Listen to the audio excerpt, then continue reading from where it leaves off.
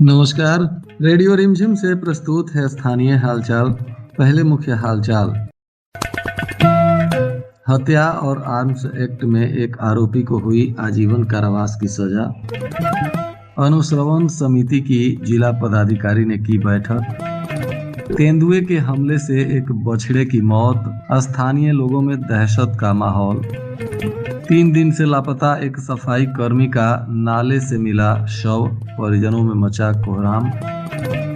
गोपालगंज में आ सकते हैं सूबे के मुख्यमंत्री, स्वागत की तैयारी में जुटा जिला प्रशासन।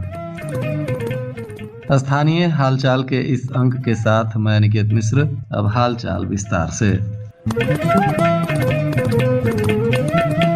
ऊंचकागांव थाना क्षेत्र में 2012 में हुई एक हत्या और आर्म्स एक्ट के मामले में आरोपी को आजीवन सश्रम कारावास की सजा सुनाई गई। साथ ही 1,20,000 रुपए का अर्थदंड भी अदालत ने लगाया। बताया जा रहा है कि गोपालगंज में एडीजे 9 की अदालत ने ऊंचकागांव थाना कांड संख्या 124/2012 के मामले में सुनवाई करते हुए आर्म्स एक्ट के अभियुक्त लाल बाबू मियां पिता शान अली साकिन छोटकी पिपराही थाना ऊंचकागांव को दोषी पाते हुए आजीवन सश्रम कारावास और 1 लाख रुपए अर्थदंड की सजा सुनाई।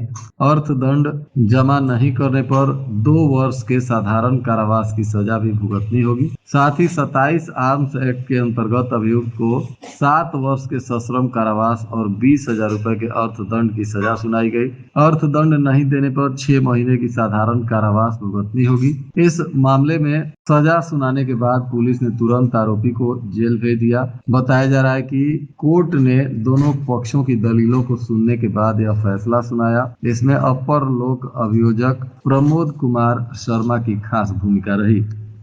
साथ ही कुचायकोट थाना क्षेत्र में कांड संख्या 165/2009 दहेज उत्पीड़न के आरोपी को भी 3 वर्ष सश्रम कारावास की सजा हुई और 2,000 रुपए का अर्थदंड लगाया गया। बताया जा रहा है कि इस मामले में अभियुक्त हरिश्चंद्र तिवारी पिता श्रीकांत तिवारी, जो ऊंचकागांव के वृंदावन के रहने वाले हैं, इनको अदालत ने दोषी पाया और इन्हें 3 वर्ष सश्रम कारावास और 2,000 रुपए अर्थदंड की सजा सुनाई गई। अर्थदंड जमा नहीं करने पर 3 महीने के अतिरिक्त कारावास की सजा भी सुनाई गई। इनको भी पुलिस ने सजा सुनाने के बाद जेल भेज दिया। जिला पदाधिकारी समीर सौरभ की अध्यक्षता में जिला स्तरीय सतर्कता एवं अनुश्रवण समिति की बैठक हुई। इस बैठक में सांसद आलोक कुमार सुमन और बरौली के विधायक मंजीत सिंह भी उपस्थित रहे। जिला पदाधिकारी ने बताया कि वित्तीय वर्ष 2026-27 में 55 लाख रुपए का आवंटन प्राप्त हुआ, जिसमें कुल पीड़ितों आश्रितों के बीच 54,39,000 रुपए मुआवजा के रूप में भुगतान कर दिया गया। हत्या के मामले में कुल 39 पीड़ितों का पेंशन भुगतान भी शामिल है। बैठक में उपस्थित सांसद ने निर्देश दिया कि अनुसूचित एवं अनुसूचित जनजाति अत्याचार अधिनियम के तहत सभी थानाध्यक्ष अविलंब प्राथमिकी दर्ज करें। इसमें अनावश्यक विलंब एवं पीड़ितों को परेशान न करें। सांसद ने पुलिस उपाधीक्षक को भी निर्देश दिया कि हत्या के मामले में लंबित आरोप पत्र की प्रक्रिया पूर्ण करते हुए अविलंब उन्हें उपलब्ध कराया जाए। साथ ही 90 दिनों के अंदर आरोप पत्र न्यायालय में समर्पित करने में भी तेजी लाने का निर्देश दिया गया। बैठक में विशेष लोक अभियोजक, अनुसूचित जाति अनुसूचित जनजाति अत्याचार निवारण एवं सरकारी अधिवक्ता तथा अन्य संबंधित पदाधिकारी भी मौजूद रहे।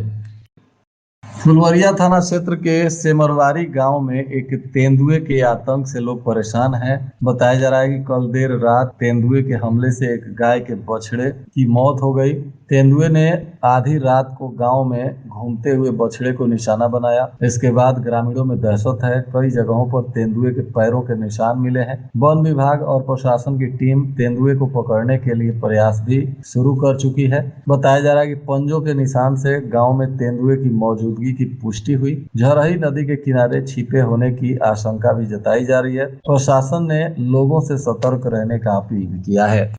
शहर में 3 दिनों से लापता नगर परिषद के सफाई कर्मी का शव नाले से मिला है, जिसके बाद इलाके में सनसनी फैल गई। यह घटना गोपालगंज शहर के राम नरेश नगर मोहल्ले की बताई जा रही है।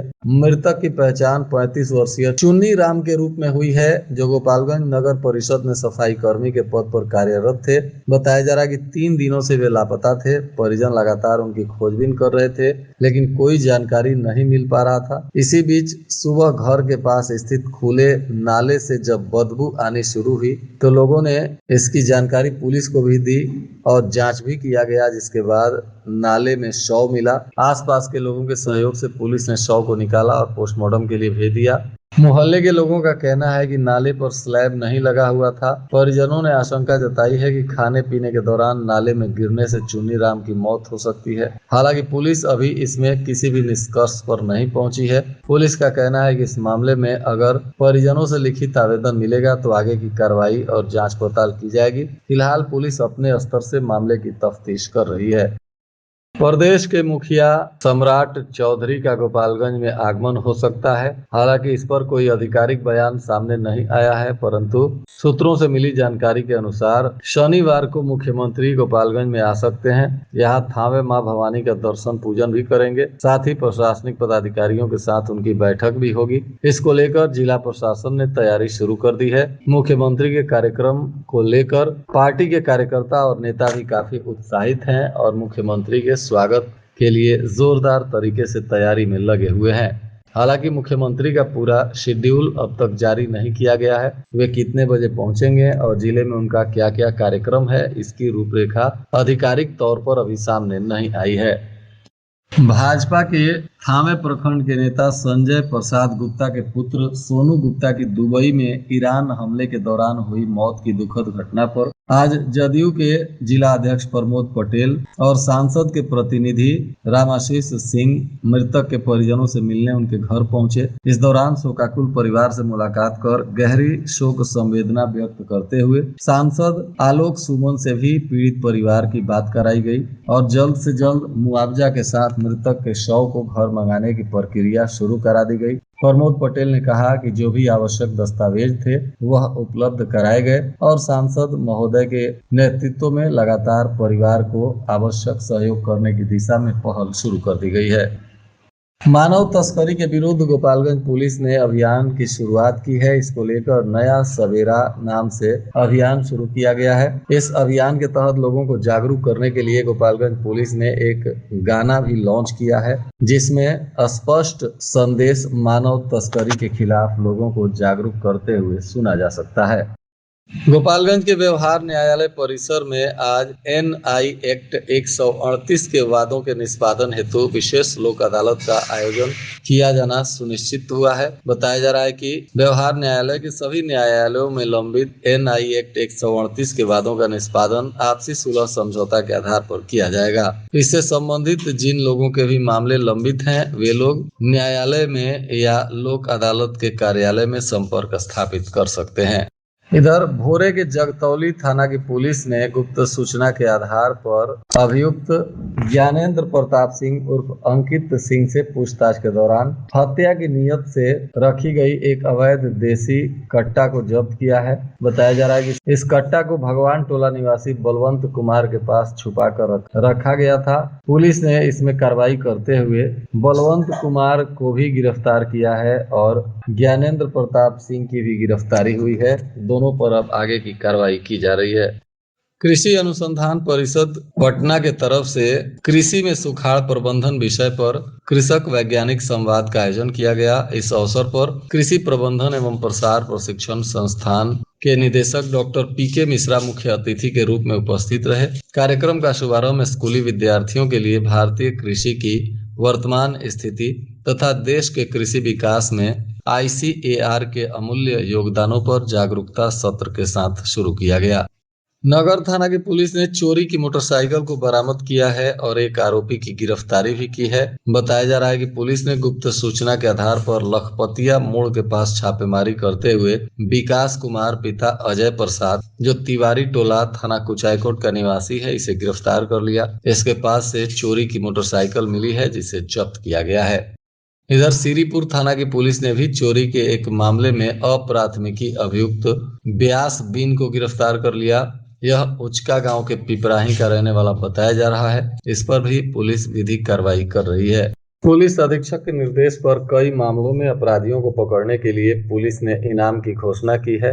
मोहम्मदपुर थाना क्षेत्र में सल्लेपुर गांव के रहने वाले अभिषेक कुमार उर्फ टमाटर पर भी गोपालगंज पुलिस ने 20,000 रुपए का इनाम घोषित किया है। भोरे थाना में एक मामले में फरार चल रहे मुकेश महतो पिता साजन महतो साकिन सरेया पिपरा थाना गोविंदगंज जिला पूर्वी चंपारण की भी गिरफ्तारी पर 10,000 रुपए का इनाम रखा गया है। इस पर मादक पदार्थों की तस्करी का आरोप है।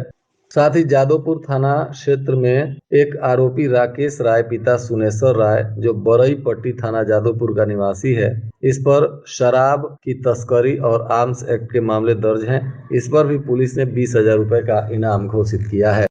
माझा थाना की पुलिस ने भी हत्या के प्रयास में फरार चल रहे 3 प्राथमिकी अभियुक्तों को गिरफ्तार किया। एक विधि विरुद्ध बालक को भी निरुद्ध किया गया है। पकड़े गए आरोपियों में नितेश कुमार पिता राम सुंदर राम और राम सुंदर राम पिता भगवान राम तथा एक विधि विरुद्ध बालक है। ये सभी माझागढ़ के प्रतापपुर के रहने वाले बताए जा रहे हैं। साथ ही एक दूसरे मामले में नामजद प्राथमिकी अभियुक्त संदीप कुमार पिता ललन प्रसाद जो लोहिजरा थाना माझा का निवासी है, इसको भी पुलिस ने गिरफ्तार कर लिया। साथ ही मोहम्मदपुर थाना कांड संख्या 109/2026 जिसमें 24 ग्राम सोने की चैन की बरामदगी यह चोरी हो गई है या इससे संबंधित सूचना देने पर पुलिस 10,000 रुपए का इनाम देगी। कटिया थाना की पुलिस ने भी 14 फरवरी 2026 में हुई चोरी के एक मामले में जिसमें 3 किलो चांदी और 15 ग्राम सोने के आभूषणों की चोरी हुई थी, इस मामले में भी सूचना देने वाले व्यक्ति को 20,000 का इनाम देगी। पुलिस अधीक्षक ने आम जनता से अपील किया है कि किसी भी तरह की इसमें जानकारी मिले तो गोपालगंज पुलिस को सूचित करें। आपकी पहचान गुप्त रखी जाएगी और आरोपियों को पकड़वाने में अगर आप पुलिस की मदद करेंगे तो आपको उक्त इनाम दिया जाएगा। और आज के मौसम का तापमान गोपालगंज में न्यूनतम 26 डिग्री सेल्सियस और अधिकतम 39 डिग्री सेल्सियस रहने की संभावना है। छिटपुट बारिश की संभावना बनी हुई है। अंत में मुख्य हालचाल एक बार फिर। हत्या और आर्म्स एक्ट में एक आरोपी को हुई आजीवन कारावास की सजा। अनुश्रवण समिति की जिला पदाधिकारी ने की बैठक। तेंदुए के हमले से एक बछड़े की मौत, स्थानीय लोगों में दहशत का माहौल। 3 दिन से लापता एक सफाई कर्मी का नाले से मिला शव, परिजनों में मचा कोहराम। गोपालगंज में आ सकते हैं सूबे के मुख्यमंत्री, स्वागत की तैयारी में जुटा जिला प्रशासन। इसके साथ ही रेडियो रिमझिम से प्रसारित स्थानीय हालचाल का यह अंक समाप्त हुआ। नमस्कार।